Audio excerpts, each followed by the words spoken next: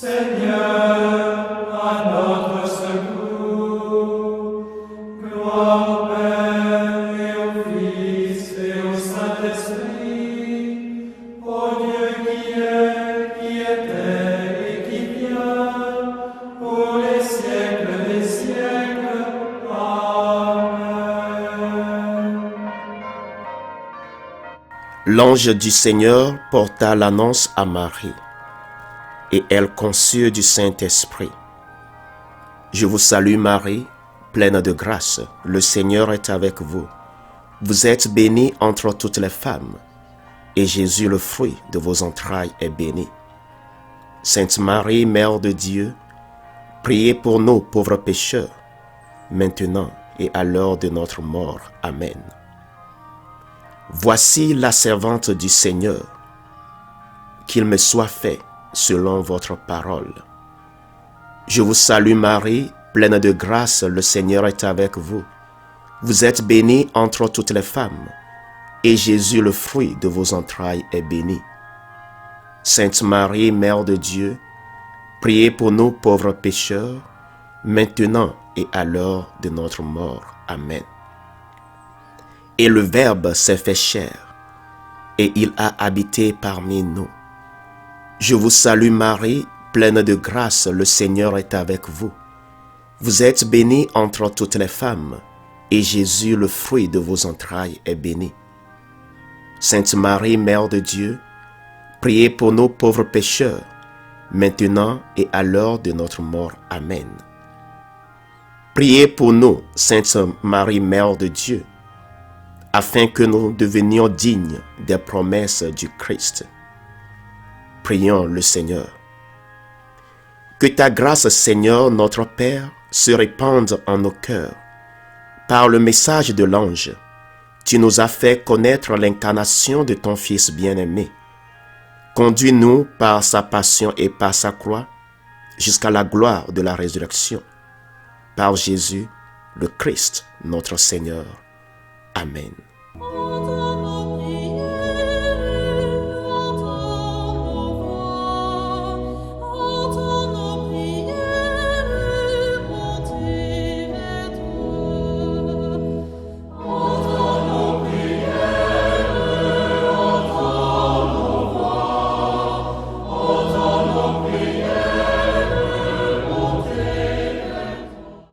Seigneur, dans le silence de ce jour naissant, je viens te demander la paix, la sagesse, la force.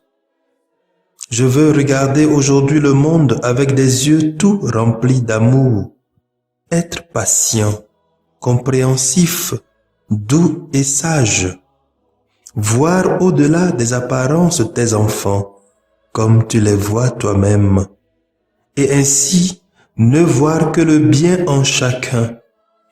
Ferme mes oreilles à toute calomnie. Garde ma langue de toute malveillance. Que seules les pensées qui bénissent demeurent en mon esprit. Que je sois si bienveillant et si joyeux, que tous ceux qui m'approchent sentent ta présence. Revêt-moi de ta beauté, Seigneur, pour qu'au long de ce jour, je te révèle. Amen. Nous sommes un dans un lien d'amour. Nous sommes un dans un lien d'amour. Notre esprit est uni avec l'Esprit de Dieu. Nous sommes un dans un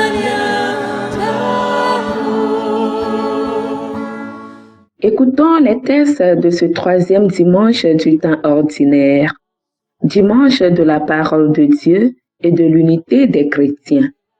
Lu par Hélène Amouzou, sœur de Notre-Dame des Apôtres, et le diacre Mathias Etier de la Société des Missions Africaines.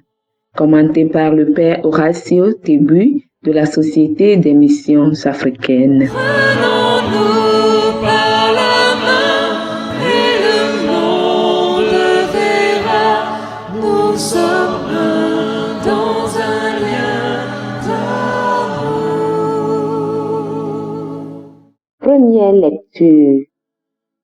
Lecture du livre de Néhémie, chapitre 8, versets 2 à 4, 5 à 6 et 8 à 10. En ces jours-là, le prêtre Esdras apporta le livre de la loi en présence de l'assemblée, composée des hommes, des femmes et de tous les enfants en âge de comprendre. C'était le premier jour du 7e mois. Esdras, tourné vers la place de la porte des eaux, fit la lecture dans le livre depuis le lever du jour jusqu'à midi, en présence des hommes, des femmes et de tous les enfants en âge de comprendre. Tout le peuple écoutait la lecture de la loi. Le scribe Esdras se tenait sur une tribune de bois, construite tout exprès. Esdras ouvrit le livre. Tout le peuple le voyait, car il dominait l'assemblée. Quand il ouvrit le livre, tout le monde se mit debout. Alors Esdras bénit le Seigneur, le Dieu très grand, et tout le peuple, levant les mains, répondit: Amen, Amen. Puis ils s'inclinèrent et se prosternèrent devant le Seigneur, le visage contre terre. Esdras lisait un passage dans le livre de la loi de Dieu, puis les Lévites traduisaient, donnaient le sens et l'on pouvait comprendre. Néhémie, le gouverneur, Esdras qui était prêtre et scribe, et les Lévites qui donnaient les explications, dirent à tout le peuple: Ce jour est consacré au Seigneur notre Dieu. Ne prenez pas le deuil, ne pleurez pas, car ils pleuraient tous en attendant la parole de la loi. Esdras leur dit encore: Allez, mangez des viandes savoureuses, buvez des boissons aromatisées et envoyez une part à celui qui n'a rien de près, car ce jour est consacré à notre Dieu. Ne vous affligez pas. La joie du Seigneur est votre rempart. Parole du Seigneur, nous rendons grâce à Dieu.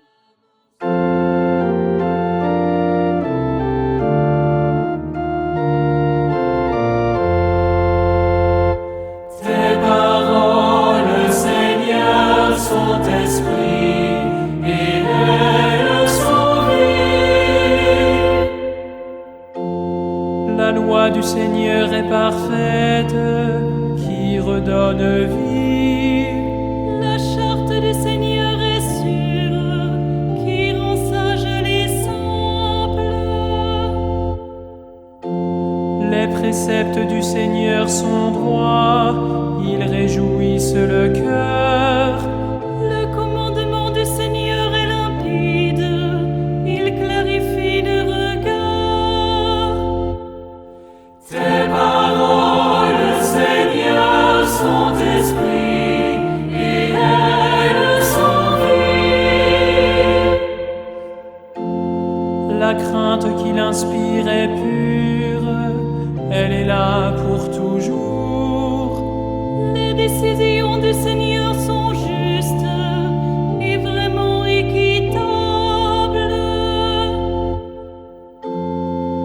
Accueille les paroles de ma bouche, le murmure de mon cœur, qu'ils parviennent devant toi, Seigneur, mon rocher, mon défenseur.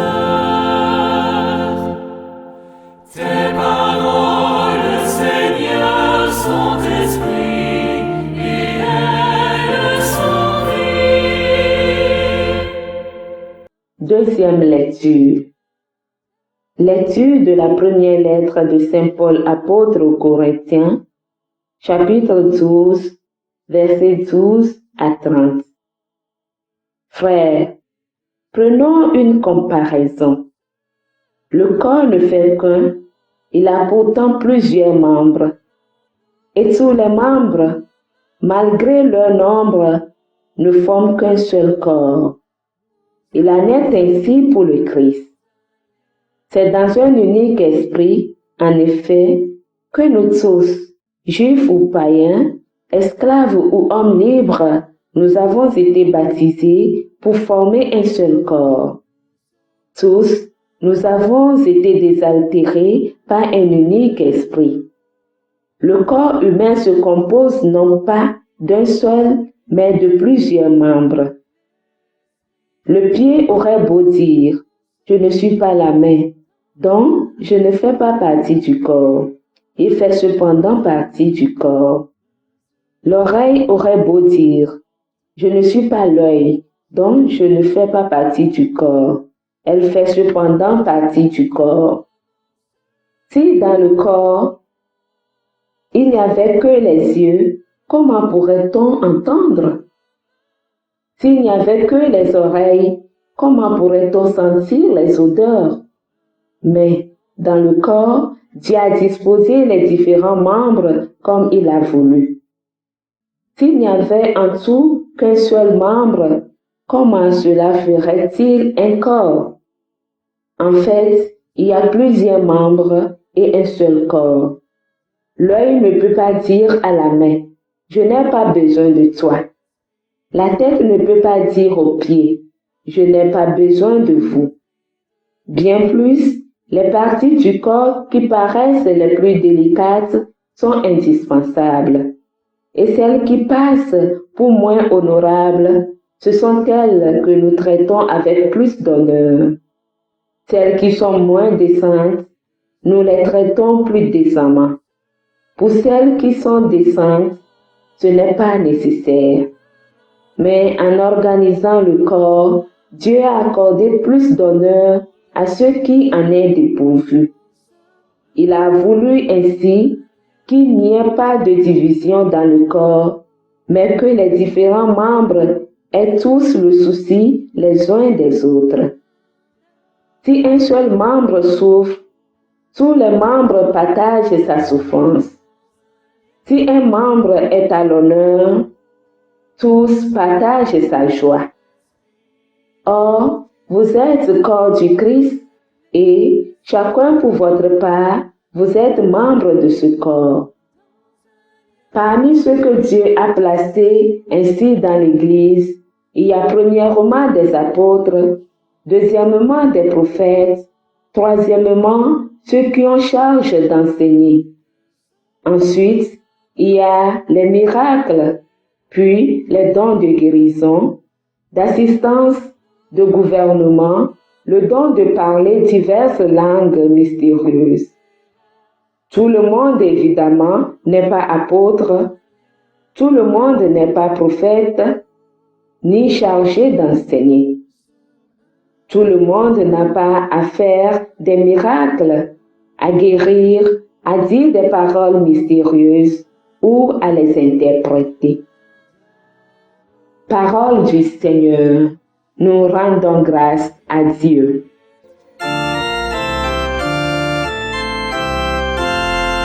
Alléluia, louez le Seigneur. Alléluia, alléluia. Le Seigneur m'a envoyé porter la bonne nouvelle aux pauvres, annoncer aux captifs leur libération. Alléluia, louez le Seigneur. Alléluia, alléluia. Le Seigneur soit avec vous et avec votre esprit. Évangile de Jésus-Christ selon saint Luc, chapitre 1, versets 1 à 4, chapitre 4, versets 14 à 21. Beaucoup ont entrepris de composer un récit des événements qui se sont accomplis parmi nous, d'après ce que nous ont transmis ceux qui, dès le commencement, furent témoins oculaires et serviteurs de la parole. C'est pourquoi j'ai décidé moi aussi, après avoir recueilli avec précision des informations concernant tout ce qui s'est passé depuis le début, d'écrire pour toi, excellent Théophile, un exposé suivi afin que tu te rendes compte de la solidité des enseignements que tu as entendus. En ce temps-là, lorsque Jésus, dans la puissance de l'Esprit, revint en Galilée, sa renommée se répandit dans toute la région. Il enseignait dans les synagogues et tout le monde faisait son éloge. Il vint à Nazareth où il avait été élevé. Selon son habitude, il entra dans la synagogue le jour du sabbat et il se leva pour faire la lecture. On lui remit le livre du prophète Isaïe. Il ouvrit le livre et trouva le passage où il est écrit: L'Esprit du Seigneur est sur moi, parce que le Seigneur m'a consacré par l'onction. Il m'a envoyé porter la bonne nouvelle aux pauvres, annoncer aux captifs leur libération, et aux aveugles qu'ils retrouveront la vue, remettre en liberté les opprimés, annoncer une année favorable accordée par le Seigneur. Jésus referma le livre, le rendit aux servants et s'assit. Tous dans la synagogue avaient les yeux fixés sur lui. Alors, il se mit à leur dire: Aujourd'hui, s'accomplit ce passage de l'Écriture que vous venez d'entendre. Acclamons la parole de Dieu.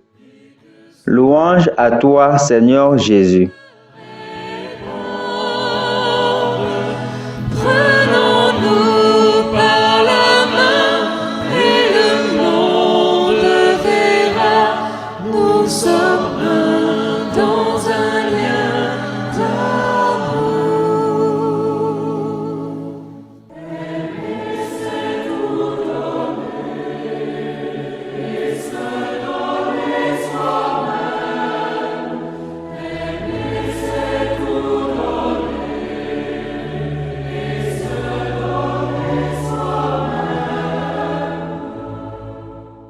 Chers frères et sœurs en Christ, loué soit Jésus à jamais. Nous venons d'écouter les textes qui nous donnent d'une part l'origine du rite de notre liturgie que nous célébrons aujourd'hui et d'autre part l'importance de la parole de Dieu dans notre vie. Comme nous venons d'écouter dans la première lecture, la parole de Dieu a été introduite par le prêtre Ezra en présence de l'assemblée de tout le peuple. Ainsi, après la lecture de cette parole, sur une tribune de bois ordinairement appelée un banc, il était passé à son explication pour que tout le monde puisse la comprendre. C'est ce que nous faisons d'habitude et nous appelons homélie. Et c'est ce que je suis en train de faire d'ailleurs. Et cette célébration fut terminée par un partage de repas qui tient compte de tout le monde sans distinction de classe sociale ni d'ethnie.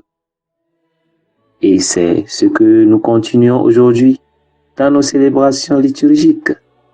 Après la liturgie de la parole, nous continuons avec la liturgie eucharistique. Comme des bons chrétiens, nous sommes appelés à débuter nos rencontres avec l'écoute de la parole de Dieu, car elle est esprit et nous donne la vie comme nous le signifie notre psalmiste. Notre vie sans la parole de Dieu n'est que partielle, mais avec elle, nous retrouvons l'amour, la tendresse, le réconfort, la libération, la délivrance, la joie et le bonheur comme Saint Luc nous le précise dans son évangile. Il a pris sur lui, à son tour, cette tâche de nous faire connaître cette parole qui a pris chair en la personne de Jésus-Christ, afin que nous aussi, à notre tour, puissions en bénéficier et pour en faire partie de son corps, car telle est sa mission. Avec Saint Paul, nous comprenons dans la deuxième lecture que une fois nous sommes baptisés, nous formons un seul corps avec le Christ, puisque nous recevons le même esprit que lui. Du coup, nous devons à notre tour être des porteurs de la bonne nouvelle aux pauvres. Bien-aimés dans le Christ, prions encore aujourd'hui pour que Dieu nous donne les grâces dont nous avons besoin pour nous laisser transformer par sa parole afin de trouver le bonheur et la vie qu'il nous promet dans le Christ Jésus, notre Seigneur, pour qu'à notre tour, nous puissions le faire connaître au monde entier.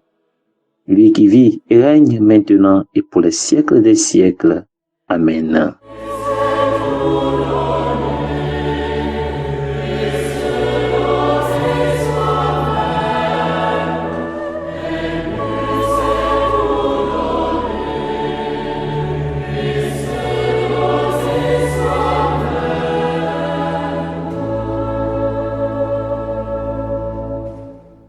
Que le Seigneur Tout-Puissant et Miséricordieux nous bénisse et nous garde, le Père, le Fils et le Saint-Esprit.